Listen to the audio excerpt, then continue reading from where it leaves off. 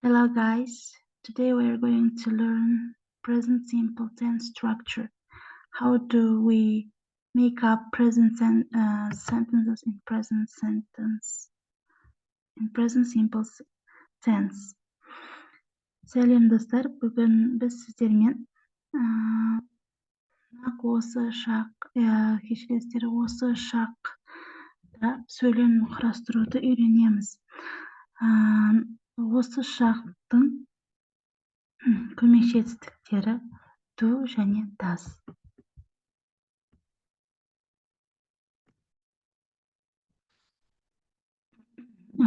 Осы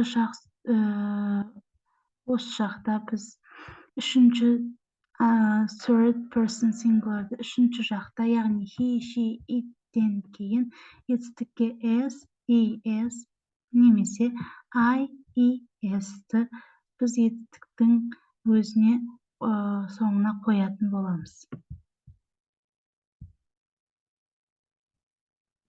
Сондай-ақ irregular verbs деген, яғни дұрыс етістіктерге біз жай ғана s әрпін қоямыз. Яғни travel, travels, give, gives, play, plays деген секілді.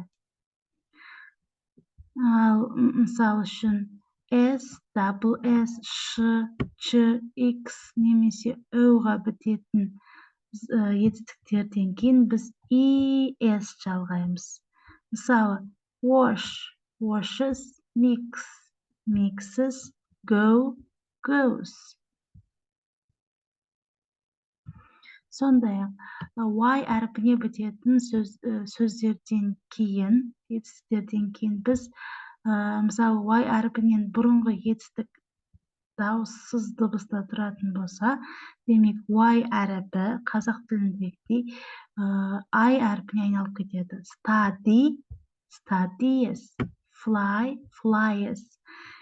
Егер мысалы y әрпінен алдыңғы әріп дауыссыз болатын болса, y дауысты әріпке айналады және одан кейінгі сондай-ақ ол деформацияға, өзгеріске ұшырайды. Y әрпі I әрпіне ауысады.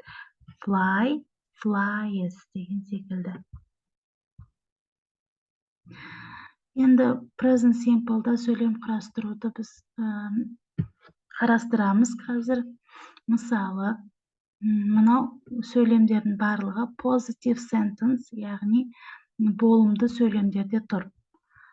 I, we, they, you дегендерден кейін біз етістік s жалғамаймыз. Мысалы, I do sport, мен спортпен айналысам.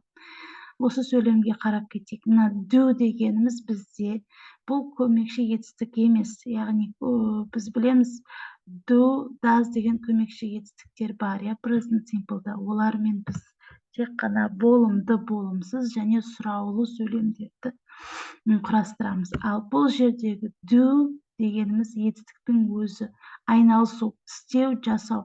Мен спортпен айналысамын деп тұр. We speak French. Келесі, we speak French. Біз француз тілінде сөйлейміз. They run very fast. Олар өте тез жүгіреді. Олар жүгіреді, яғни есімдіктерден кейін біз етістік қоямыз. I do, we speak, they run деген секілді. Енді I-ды біз ешқандай жалпы есімге айналдыра алмаймыз, бірақ we және they-ді алмастыра аламыз. We деген, мысалы, Polly and I. Міндетті түрде we дейтін болсақ, біз жалпы есімдерде Polly және мен, немесе менің әпкем, my sister and I. Менің әпкем және мен. I and my friends. Мен және менің достарым. I міндетті түрде жүру керек, егер біз we-ді жалқы есімге алмастыратын болсақ. Polly and I speak French. Polly және мен француз тілінде сөйлейміз. They дегеніміз олар. Бірден көп адам, яғни бір адамнан көп адам. Екі адам, үш адам деген сияқты. Бұл жерде біз I дегенді қоспаймыз. Олар, яғни Tom and his friends. Том және оның достары, His friends десек те болады, оның достары. My teachers, менің ұстаздарым деген сияқты. Мысалы, Tom and his friends, Том және оның достары тез жүгіреді. Run very fast, өте тез жүгіреді. Бұл болымды сөйлем. Болымды сөйлемде she, he, it тен кейін, яғни үшінші есім жақтан кейін біз етістікке s немесе es жалғаймыз. Мысалы, she does yoga. Ол йогамен айналысады. Бұл жердегі does дегеніміз көмекші етістік емес, auxiliary verb болып табылмайды. Бұл етістіктің, нағыз етістіктің өзі. Ол айналысады йогамен. She does yoga. He lives in London. Ол Лондонда өмір сүреді. It plays with balls. Ол доптармен ойнайды. Бұл жерде it дегенді жануар немесе жансыз заттармен алмастырылады. It деген есімді. She'дің орнына my neighbor деп алмастырсаңыз болады. My sister, my neighbor. Әйел адам болса болды. Мысалы, Carol, Linda деген секілді. Немесе Polly does yoga деп айтсақ та болады. Polly йогамен айналысады. My neighbor does yoga. Менің көршім йогамен айналысады деп тұр. He біз кез келген ер адамға қатысты жалғыз есімдіктермен алмастыра аламыз. Мысалы, David lives in London. David Лондонда өмір сүреді. Немесе my brother lives in London. Менің ағам Лондонда өмір сүреді деп алмастырсақ болады. It plays with balls. Ол доптармен ойнайды. It деген бұл жерде менің итім деп алмастырдық. My dog plays with balls. Менің итім доптармен ойнайды. My dog, kittens, оның мысықта марғаулары деген сияқты. Итті біз жануар немесе жансыз затпен алмастырсақ болады. Бұлар болымды сөйлемдер. Келесі болымсыз сөйлем. I, we, you, they ден кейін біз don't қолданамыз. I don't understand you. Мен сені түсінбеймін. We don't live in the village. Біз ауылда тұрмаймыз. They don't do it. Олар оны істеген жоқ. Яғни, бұл жерде you қалып кетті. Мысалы, you don't play with me. Сен менімен ойнамайсың деген сияқты. I, we, you, they ден кейін біз болымсыз сөйлемде don't деген көмекші етістікті қолданамыз. Don't. Айды біз алмастыра алмаймыз. We алмастырылады. Мысалы, we дегеніміз me and my friends. I and my friends десек те болады. Me and my friends десек те болады. Me and my friends don't live in the village. Мен және менің достарым ауылда тұрмаймыз. We дегеннен кейін біреу және мен. Міндетті түрде және мен деп қосуыңыз керек. Егер we-ді біз жалғыз есімдікке алмастыратын болсақ. They дегеніміз бірден көп адам. Мысалы, John and his brothers. John және оның ағалары don't do it. Мұны жасамайды. John and David don't do it деп алмастырсақ болады. My uncles don't do it. Менің көкелерім бұлай жасамайды деп айтсақ та болады. Яғни they деген бір адамнан көп адам. We дегеніміз ол біз болатын болса, мен және тағы біреу. Мен және тағы біреулер деп алмастырылу керек. Next. Енді she, he, it ден кейін біз болымсыз сөйлемде doesn't қолданамыз. Negative sentence doesn't. She doesn't buy flowers. Яғни көмекші етістіктерден кейін does немесе do-дан кейін біз етістік қоямыз. She doesn't buy flowers. Ол гүл сатып алмайды. He doesn't take pills. Ол дәрі қабылдамайды.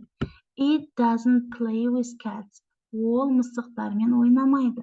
Мысалы, she'ді біз бұл жерде Lilyмен алмастырдық. Lily doesn't buy flowers. Lily гүл сатып алмайды. He бұл жерде my brother деп алмастырылды. My brother doesn't take pills. Менің ағам дәрі қабылдамайды. My dog doesn't play with cats. Менің итім мысықтармен ойнамайды. Яғни, Lily, my brother, my dog'тан кейін біз doesn't деген көмекші етістікті қойып жібереміз. Doesn't дегенді. Одан кейін барып етістіктерді қоямыз. Buy, take, play with деген секілді етістіктерді қоямыз. Яғни, алдымен жалқы есім немесе есімдік, одан кейін көмекші етістік, doesn't немесе don't, одан кейін барып етістік, сосын кейін барып ары қарай басқа сөздермен жалғастыра бересіздер. Енді сұрақ сөйлемдер question sentences немесе interrogative sentences деп те айтамыз. Мына жерде general questions деп алдық. Ағылшын тілінде неше түрлі сұрақтардың түрлері бар. General questions дегеніміз қандай сұрақтар? Бұлар do және does бен, яғни көмекші етістіктермен басталатын сұрақтар. Сондай-ақ general questions дегенді біз yes, no questions деп те айтамыз. Қараңыз, yes, no. Неліктен?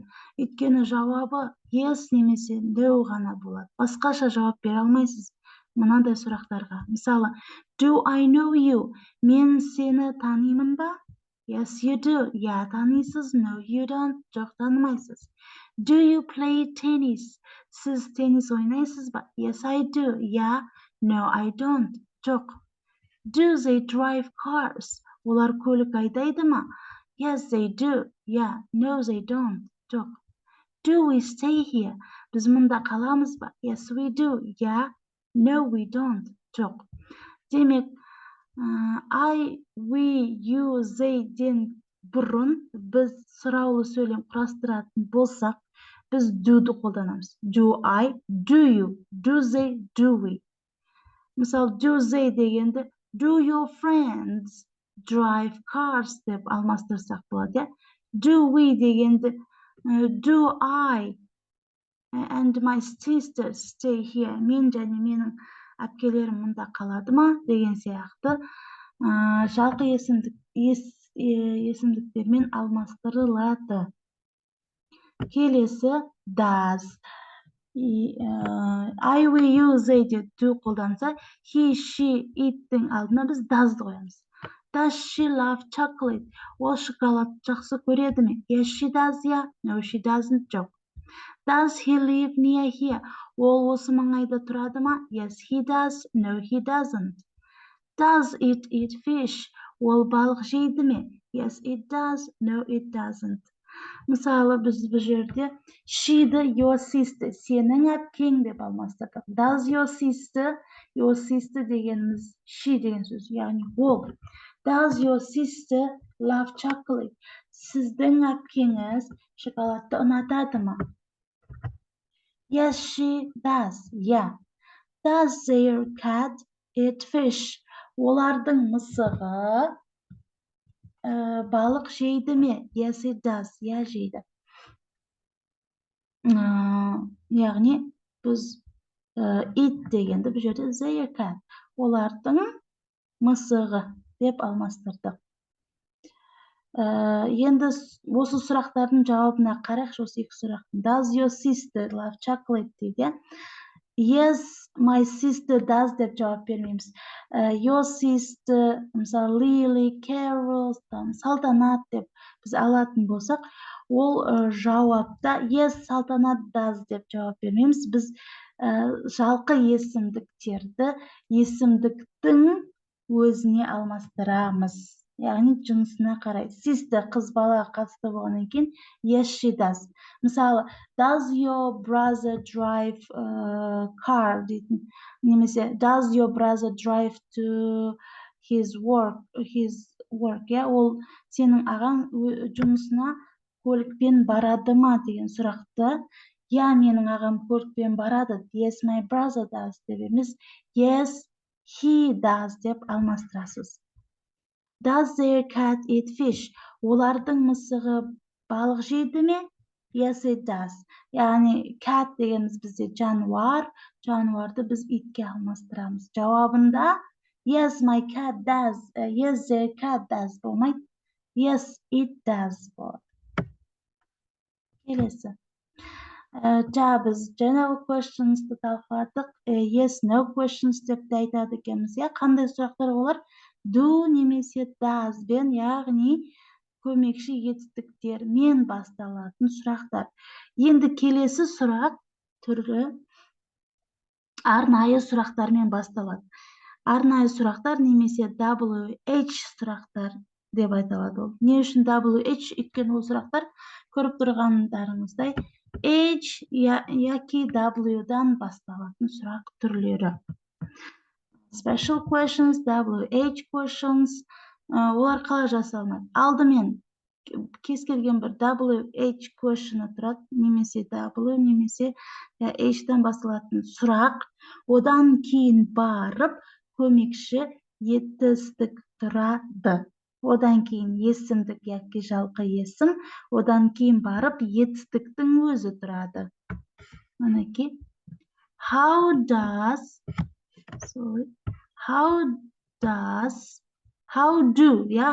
they get there? Олар мұнда қалай жетті? Бұл сұраққа yes немесе no деп жауап бере алмаймыз. How do they get there? Олар мұнда қалай жетті? Біз бұған арнайы жауап береміз. They get there by bus немесе they get there on foot деген сияқты. Немесе I don't know how do they get there. Мен білмеймін олардың қалай жеткенін деген сияқты. Бұл сұраққа өзінің арнайы бір жауабын беретін боламыз. Және бұл WH questionдар. WH пен басталатын сұрақтар. What? Не? Немесе қалай? Do you eat for lunch? Сен түскі асқа не жейсің? Не деген сұрақ бірінші кетеді. What? Одан кейін барып көмекші етістік. Do немесе does. What do you eat for lunch? Сен түскі асқа не жейсің? How often? How often деген сұрақ қаншалықты жиі? How often does he play tennis? Ол қаншалықты жиі тенниспен ойнайды? Ол қаншалықты жиі теннис ойнайды дейді. When? Қашан? When do you want to meet me? Сен мені қашан кездестіргің келеді? Яғни how, what, how often, when деген секілді басқа да WH сұрақтардан кейін барып do немесе does көмекші етістіктері келеді. Бұрын жүрмейді. Бұрын тек жаңағы general questions'тарда жүреді. Why does Beth always complain so much? Неліктен біз үнемі әрдайым көп шағымданады. Көп шағымданады. Complain шағымданады. Why? Неліктен? Одан кейін барып көмекші етістігіміз тұр. Does деген. Келесі. How much does the ticket cost? Ticket дегеніміз билет. Билеттің бағасы қанша? How much деген сұрақ не үшін қойылады? Яғни саны алмайтын зат есімдерде how much қолданамыз. Ал егер how many қолдансақ та болады, ол саналатын зат есімдерде. Мысалы, how many friends do you have? Сенің қанша досың бар деген секілді. Бұл жерде how much? How much does the ticket cost? Билеттің бағасы қанша? Why don't you ever go on vacation? Неліктен сен ешқашан демалысқа шықпайсың? Бұл болымсыз сұрақ. Why don't you ever go? Неліктен сен бармайсың? Деп тұр. General questions'ты да осының арқылы жасасақ болады. Don't you come? Сен келмейсің бе? Doesn't she buy ticket? Ол билет сатып алмады ма? Деген сияқты болымсыз сұрақтарды да құрастырсақ болады. Ондай да бар. Why don't you ever go on vacation? Why don't you come with us? Немесе, неліктен сен бізбен бірге бармайсың? Деген секілді қолдансақ болады. Енді келесі сұраққа назар аударыңызшы. Who feeds this dog? Мына итті кім тамақтандырады дейді. Who деген сұрақтан кейін естеріңізге жақсылап сақтап алыңыздар. Who деген сұрақтан кейін do немесе does көмекші етістіктерін we don't use auxiliary verbs after question who. Special question. Who'дан кейін етістік келеді. Who етістікке s жалғанып келеді. Who feeds this dog? Кім тамақтандырады бұл итті дейді. Немесе who sings this song? Мына әнді кім айтады дегеннен кейін, яғни who'дан кейін біз do немесе does'ды қолданбаймыз. Бірден етістіктің өзін қоямыз және оған міндетті түрде s әріпін жалғап қоямыз. Біз барынша барлық сұрақтар түрін талқыладық. Келесі сұрақ түрі tag questions немесе echo questions дейді. Echo сұрақтар. Мысалы, John likes me. John мені ұнатады. Бұның барлығы present simple tense. John likes me. John мені ұнатады. Doesn't he? Солай емес пе? Бұл сұраққа кішкене мән берек. Егер бірінші сөйлем, яғни үтірге дейінгі сөйлем болымды түрде тұратын болса, үтірден кейін сіз болымсыз көмекші етістікті қоясыз.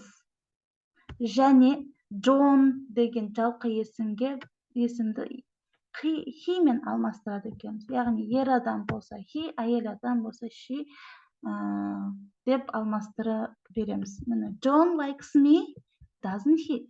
John мені ұнатады, солай емес пе? Бірінші сөйлем болымды болса, үтірден кейін болымсыз сөйлем келеді. Doesn't. Не үшін doesn't деп қолданып, өйткені John бір ғана адам. He, яғни doesn't деп жүр. Doesn't he? All those girls speak French, don't they? Мына қыздардың барлығы француз тілінде сөйлейді. Солай емес пе?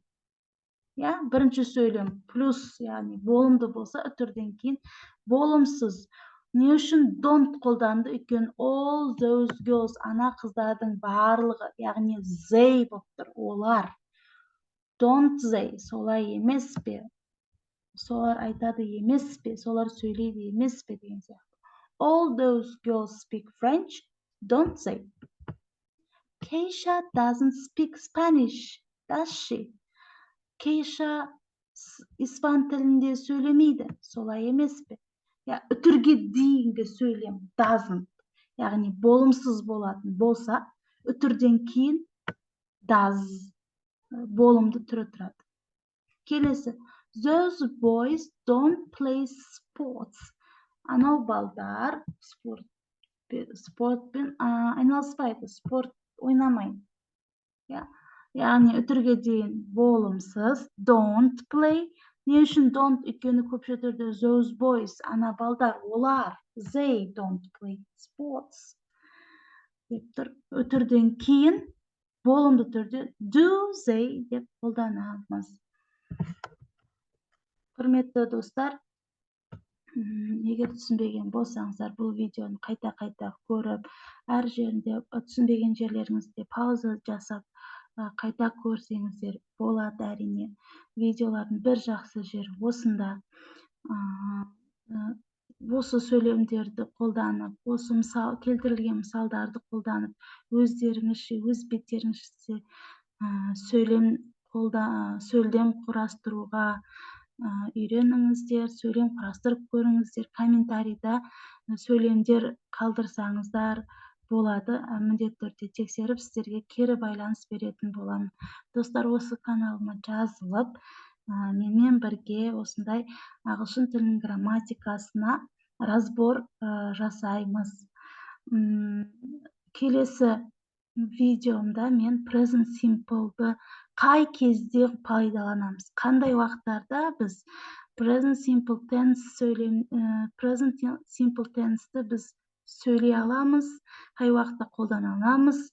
Сол жағында барынша сіздерге түсіндіріп айтатын боламын. Менімен бірге ағылшын тілін үйренуге сіздерді шақырамын. So, Bye bye for today. Бүгінге сау болыңыздар. Келесіде көріскенше. Goodbye, guys. Thank you.